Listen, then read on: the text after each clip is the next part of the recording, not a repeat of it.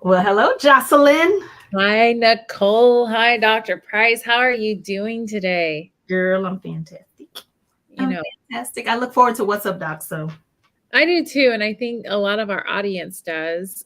Just so for anyone who hasn't tuned into one of our What's Up Doc, there are questions that many people have just submitted to us, and Dr. Price has not heard any of these questions. So this is the first time that she's hearing them, and she's just going to answer them for us. If you do have any questions, we do ask that you just go ahead and put it in the chat and we'll answer them along the way, or you can shoot us an email at info@livelyparadox.com and we'll answer it in our next What's Up Doc. yeah, Dr. Price, are you ready to jump on in? yeah, somebody had said something to me. They were like, "Hey, you can make those better," and I was like, this is supposed to be an easy way to answer people's questions, not a whole lot of effort and work." And so, when people have questions, they can submit them because I like to get my brain picked, and they can also submit questions. Let us know where they're from tonight, right? Yes, absolutely. Share where you're from. And then if you like what we're doing, click like and share. We like to answer these questions for you all. So, Dr. Price, we're going to jump into the first question. And I think it's something that people struggle with is when they want to talk about finances and rates. And so, something that we get often is with you being who you are, you want to lead this empathy revolution and you want everything to be equitable. Why are your prices set at the price that they are? Why are you so expensive? So that was one of the questions that came in. I wanted to have a little conversation with you. Why am I so expensive? Well, I got a joke that I could tell, but I'm not going to tell that joke. Here's what I will say. Part of the reason why we started doing these was so that the content that I teach can be accessible.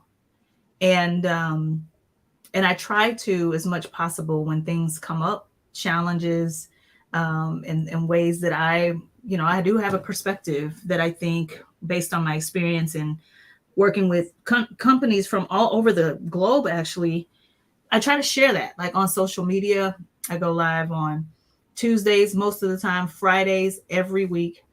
I share little tidbits Monday and Thursday. All of that content is free on the website. All of my pre-work is free on livelyparadox.com. So all the pre-work for any of the diversity, equity, and inclusion sessions is there. All of the pre-work that would be required for the empathy sessions, they're all free. We don't even ask for an email address. Do I don't think maybe we do. We do now. We do now, but Okay.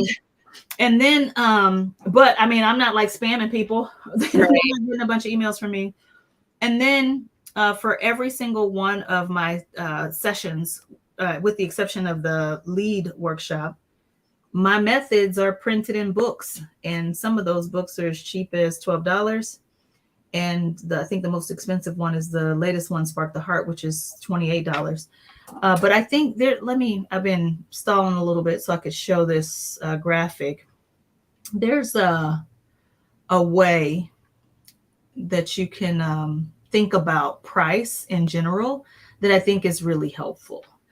And it's basically if you get to pick two corners of this three corner triangle. And my friend Gordon James shared this with me. He's an artist and now he's like a fine artist. And I met him in 1998 when I joined Hallmark Cards. And he said, look, you can't get all three. You can only pick two. So if you want it fast and good, just know it's going to be expensive. But if you want it fast and you want it cheap, know that it's going to be low quality. So this is something that's fast. It doesn't take a lot of resources and it's cheap because it's free. Well, we don't spend a lot of time like working on these. You get the questions and we just get online. But if you want a low cost and you want high quality, that means I might not get around to it. That like you're gonna get treated like family. I'll get it to you when I get it to you. And so I think sometimes what I know I try to do is always give high quality content, which means you only get one other that you want to pick. Right. So if you want low cost, then that means it's not going to be a super high priority for me, which I don't like, actually. that's why I print things, and that's why I share my content in books. In fact, I would say that some of my keynotes are even available on YouTube.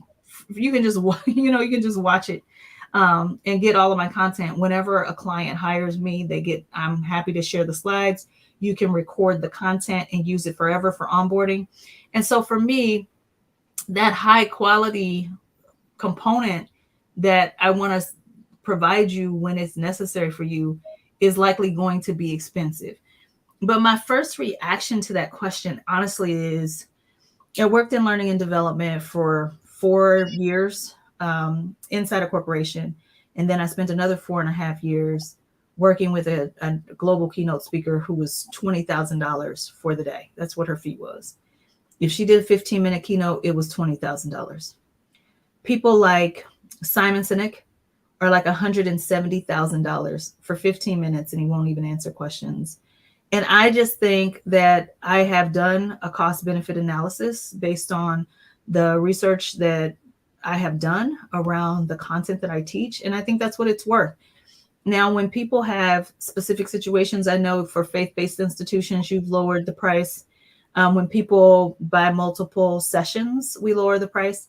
But I think the triangle is something that everybody, entrepreneurs who are on the line, listen, you have to keep the triangle in place, because you cannot give somebody something quick, low cost, and high quality, because you will wear yourself out, and people will abuse that. And not because I'm judging it or I'm thinking negatively about people. It's just that's not sustainable. That's not a sustainable business model. You'll always be working, doing something else on the side. I mean, as you were speaking about the triangle, I'm thinking about a home. You wouldn't want your house built on low quality, right? And then extremely cheap. Like, you wouldn't want that. Right. So why do we want that in our leadership, or why do we want that in our organization? So thank you for sharing that and sharing the triangle with us and explaining that just a little bit more. Yeah. And we watch these shows where people get their houses, speaking of houses, done quickly. And people are like, oh my gosh, that thing's going to fall apart. No, it's not. What they did was pull some of the best around the world together. They paid them well to be able to pull that together so quickly. That's why it's possible. And many of the world's persistent problems get solved quickly because you have pulled people together, because you had the resources to be able to do something. That's just how it works. Right. What else you got? Well, Dr. Price, this is actually a question from someone we did training with, and we did it based on generations, so the difference in generations. And so the question that they had was, recently you did a training at our organization that specifically focuses on age. I enjoyed the session, but I struggle when recognizing how Gen Z benefits me and what I'm doing in our organization. How can I be better at acknowledging that what they bring to the table is beneficial? Oh, yikes. Okay. I think why I'm pausing and why I think this is hard for me is because one of my primary advisors, and this, is my 24-year-old Gen Z son. And his insight about just forecasting is spot on. His ability to negotiate and do sales is just amazing. When I'm risk averse, he's like, hey, bet on yourself. He's just a good person. And I do not think that he's on the fringes of that bell curve. So what I invite people to do regularly is stop going back in history and rewriting it in your favor. We typically, when we get older, we go back and we go, oh, when I was young, I listened and I did my time before, I started expecting things or contributed. The thing I like the most about interns are that it's like having a guest at your house. They see the dirty corner that you might not have seen.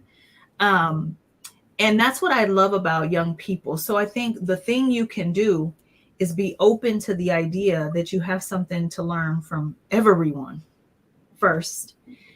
And then secondly, don't fall into that trap that many people do, which is that the only thing that Gen Z can provide is technological support.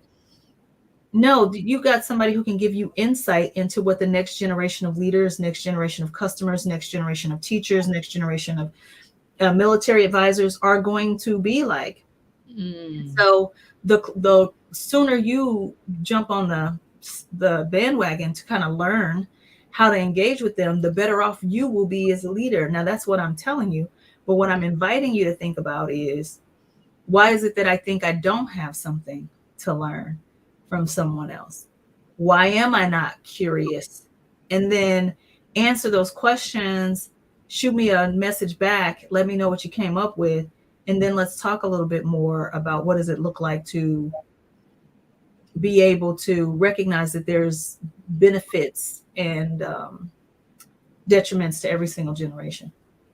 Is there a tool that you have at the top of your head that this person could use when speaking? Because it seems like when I was reading the email, it was more as soon as they would say something, it was combated with, well, you don't, what you're saying doesn't matter.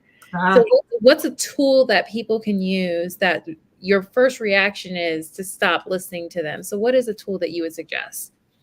And some people are like this, not even around generational differences. They're just like resistant to ideas. One of my friends is married to a person like this. And he is my friend. So, you know, I'm always trying to get her to think about it differently. It's a form of defensiveness. And so one, you have to, the first step towards any change is awareness.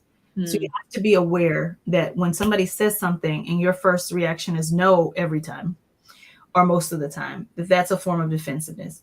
And I used to be that way, but I learned that when you're defensive, what happens is people don't want to provide you feedback. They don't want, they withhold ideas. People become afraid to give you, to express a dissenting point of view, and you can end up making the wrong choice. And so many people like active listening. There are some benefits to that. Repeat back what you think you heard to even make sure that you're right first. And then after you repeat back what you thought you heard, you know, try to see what might be beneficial in what a person is saying, and then what needs to be thrown away. Because Jocelyn, you remember, you've been here long enough to see a couple people come and go. Yes. And when people come, like, I think, you can tell me if this is not true, I think I'm pretty open to how to do things better. Absolutely. But there's some non-negotiables that I have. I don't get paid by the hour, as an example. Day rate. The work that I studied for my doctorate, I did that research. I worked on the project for 5 years. Right. We're not changing it like that. I have studied it. This is evidence-based and proven. This is what it is. I'm not asking anybody else right now because the data hasn't changed. I still follow all of the best thought leaders in this space. And so, you know, there's certain things that I'm just like, look, you've heard me say that I am personally not having a conversation about with anybody about race if they don't understand the basics of what difference means first. Like it's not worth having my blood pressure up. There's some non-negotiables. Right. But outside of those non-negotiables, I have to breathe and say, okay, is my ego telling me that this is not a valuable point? Because it might not be, right? Like if you've tried something 10 times in your career, experience teaches you a few things. Right. And that's fine. But what has changed in the world since then 10 years ago, right? There could be some things that have changed. And if that's the case, we got to always be curious. I like that. I absolutely like that. Which actually kind of flows into our next question that we receive is, what do you do when you are drastically different in the learning journey, specifically pertaining to DEI and culture? Can you ask that again? I was looking at Emma's note. It's investment, valuable work, reasonably priced. Thank you, Emma. I appreciate you. Ask it again. I wasn't paying attention. No, the question was, what do you do when people are drastically different in their learning journey, specifically pertaining to DEI and culture? Well, first of all, accept the reality that's where that's where you're always going to be, because ideally, what we would want is an educational system that is teaching people about difference and learning the most about your culture and somebody else's, and how you can exist and I can exist, and these two things are not a problem. but that's not what we have. So many times people are coming into our workplaces, our organizations, never having had any discussions about any type of difference. I mean, I regularly run into people who think they know that how gender works. I regularly run into people who think they know how race works, but until you actually talk to someone about gender, or you go to one of the 16 countries where gender is like kind of fluid, actually, let me change my language, where a gender is recognized as being fluid, you start to realize it's not nearly as cut and dried. It's not X, Y, X. It's not that simple. And so what I invite people to do is just accept the reality that people are going to be at different spots on their learning journey, right? And that's why you have to have targeted, differentiated coaching. You can't treat everybody the same. And that's what we want to do so badly. Like, everybody go to this class, everybody do this thing, and this is going to fix it. And it's like, no, I need something different than you need. And so I got to get something different than you get. Now, maybe the general philosophy can be the same, but everybody needs a development plan around DEI. Each senior leader will need their own wise statement about why diversity and inclusion or race and equity matters to them, so that they can model. And I'll just say that that's not what we like to do. We like for everybody to do the same thing. In fact, if everybody's not at some specific level, we will usually kick them out of our organization in some way, either figuratively or literally. So hopefully I answered that question, but it's targeted, differentiated support. If you were starting at the beginning, I think one of the best beginning books for DEI is Lively Paradox, the book. Like, it is so simple, so clear, so plain. Amber, let me see, what's her name? Allies and Advocates. I can't remember the lady's last name, but that's a real simple book with just terms when somebody's like brand new to the work. But then for those people who think they just got it down, push them. The ones who are judging everybody else, push them, because we don't have any institution like broad in this country that has completely equitable practices, especially not based on race. So if you think you got it, let me see, right? Right. And I'm thinking about, we just completed the Empathy 14, literally this week. So it's our first year of completing the Empathy 14, which we're super excited to have.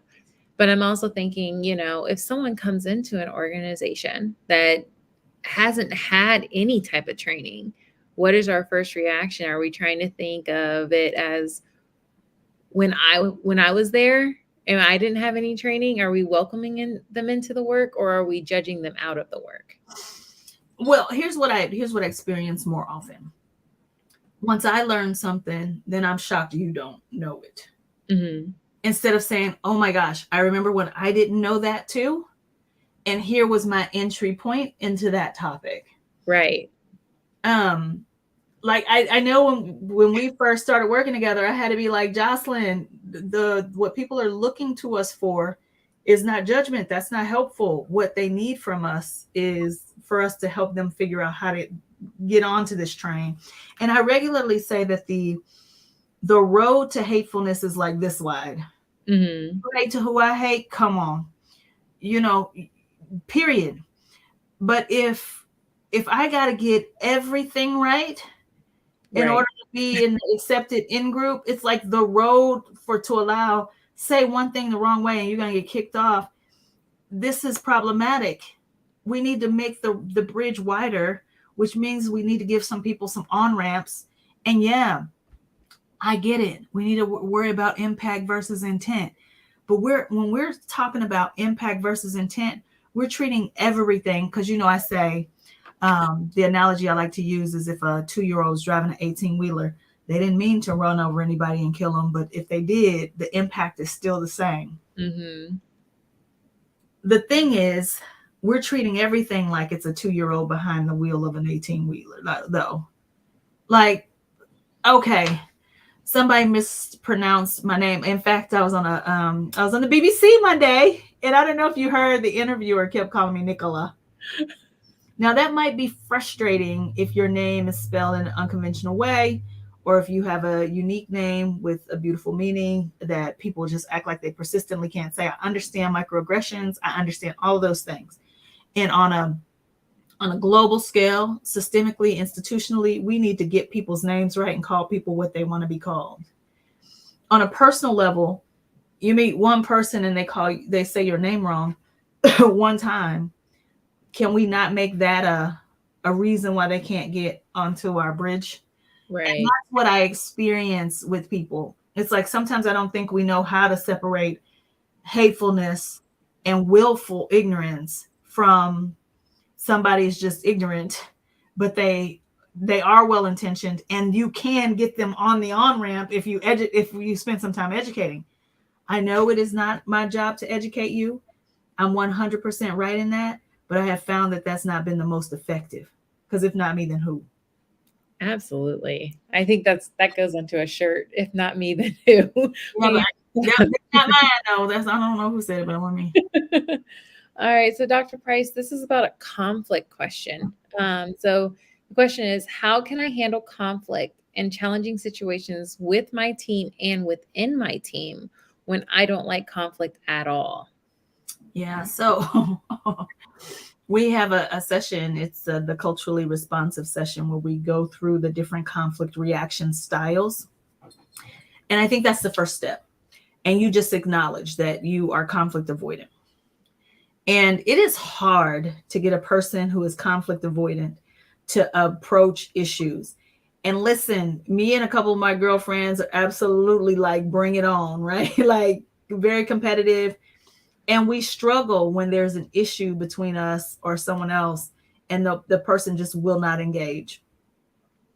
Here's what I invite conflict avoiders to think about. Are you talking about it at all? Because if so, stop. If it's not worth talking about it to the person who you have the issue with, it ain't worth bringing up. That's all I'm gonna say about that. Because if you're conflict avoidant, why are you taking the conflict to someone else? And I'm happy, please give me your advice if you think I'm wrong on this, because this is absolutely a Nicole opinion. If you are conflict avoidant, why are you then creating more conflict by taking this issue to more people who weren't involved in the original conflict to begin with? And that is, for me, it's like my little about conflict avoiders. But here's what I know. Sometimes I have to bite my tongue until it bleeds when there's a conflict in spaces, because I'm so competitive in nature. And I have regularly been invited to sit in second position by Dr. Roberts, because he's like, listen, they didn't need to know that. You didn't need to, like, and I think sometimes it's just I'm moving so fast. This is what I'm working on in therapy. Because my dad was killed in a car accident, because my mother was killed in a car accident, I tend to think life is short. Like, people say life is short, but I somewhere in there think, at any time I walk out of here, this could be the last moment I have, and I don't want to leave nothing nasty between us. That's what it is for me. And so if it feels like I won't have time. But that pushes me to think about, what if you have 8 years to resolve this and figure it out? Will it matter on your 70th birthday that it took you 8 years to figure this thing out with this person? And the answer is no. And so sometimes I just have to slow down. And so why do I tell that story about my conflict reaction style? Just as hard as it is for me to change, it's equally as hard for you to change. Right. And it seems so simple to me to just put the issues out on the table. If the elephant's in the room, it feels like it's sitting on my chest. Like, we got to address it. But awareness is the first step. You are aware. I would like for you to reflect and think about, are you talking about it at all? Because if so, why are you spreading the conflict to more people? If you are conflict avoidant, that's off brand. Mm-hmm. And then pretty much I'm just using the Price Roberts model, RDAC. So decide, how important is this issue to you? Is it a values misalignment or not? And is your avoidance of the conversation, is it making your relationship better or worse? Now, where you are based on all of that, I want you to then check to see, would it be worth it for me to step out and have some courage to bring this up, even in a written way, or get somebody to help you with your first like 60-second opening. One of the best books I've ever read on this topic, there's two actually. One is Crucial Conversations. I love that book. It's fantastic. It's helpful to the conflict avoider. But the other one is Fierce Conversations by Susan Scott. She's like, just get your a 60-second opening together, and that's really, really helpful. So, I used to teach workshops for Susan Scott. Just fantastic content. So, Dr. Price, would this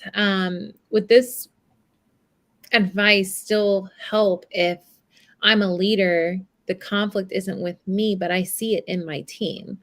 So everyone's coming to me about their perspective and their point of view. How do I handle it if the conflict isn't necessarily with me, but I see it in my team? Yeah, it's real hard to be a conflict avoider when you're a leader. It's your job to help squash some drama sometimes. So you already know how I do this, Jocelyn, on our team. Mm-hmm. If I hear enough of, well, she didn't, and she didn't, get them on the phone. Person. We're going to have a conversation. Like, if you're going to talk to me about somebody else, we're not triangulating. Let's go see them. Call them right now. Let's talk about it right now, because it's stressful to me. Mm-hmm. And so it's just like, what I find is, while the issue might still be the same, the way people talk about each other is very different when they're in front of each other. It is easy to remove humanity, any positive intent, any empathy when the person is not in the room. Yeah. When they in the room, it turns from, oh my God, so-and-so is always late, to, sometimes when I need things, I can't find them from you. You know what I'm saying? It's like, it keeps people honest. Yeah. And I think, like you said, it removes the stress. And recently I just had a conversation with someone, and it was 5 years of brewing of issues. And I was like, I just need to have a conversation face to face with just the one person. And a lot of the things that was said, the intent wasn't there. Terminology, like actual words that were used, were never used.